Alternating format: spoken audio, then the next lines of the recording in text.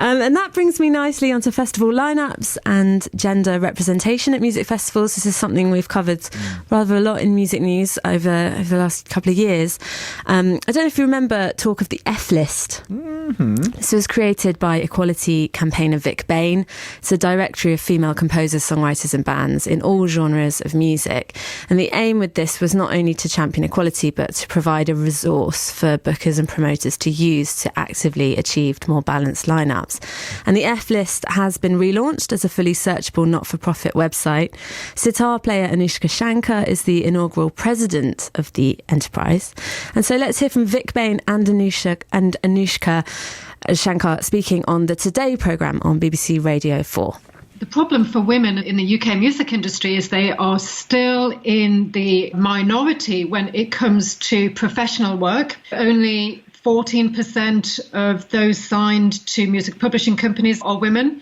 Only 20% of musicians signed to record labels are women, and about 15% of festival headliners are women. So they don't have much presence professionally, even though they consist of nearly half of all music degree students over the past 5 or 6 years. I noticed, for example, that even as a female artist and as a self-proclaimed feminist my whole life, I was hiring way more male musicians than female. And it was something I had to try and actively correct. I realized it takes active work to make a correction.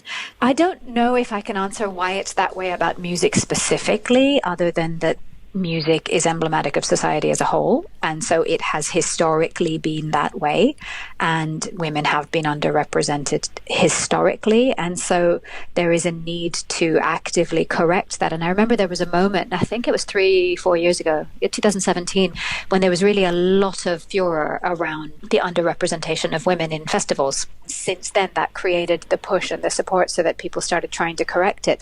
And I think that was around when Vic Bain started compiling this list as well. So it was just kind of the idea that people sort of say, oh, I don't know how to fix this, or I don't know where the women are. And that may be an excuse, or it may be genuine bafflement, because it's the relationships that people already have in music that will be the easiest path to tread. You'll go back to the same guitarist, you'll go back to the same bassist that you've always worked with, of course. I've got a kind of intersection of a privilege there, but definitely as a musician with 25 years in the industry, I have seen how women just aren't booked the same way as men.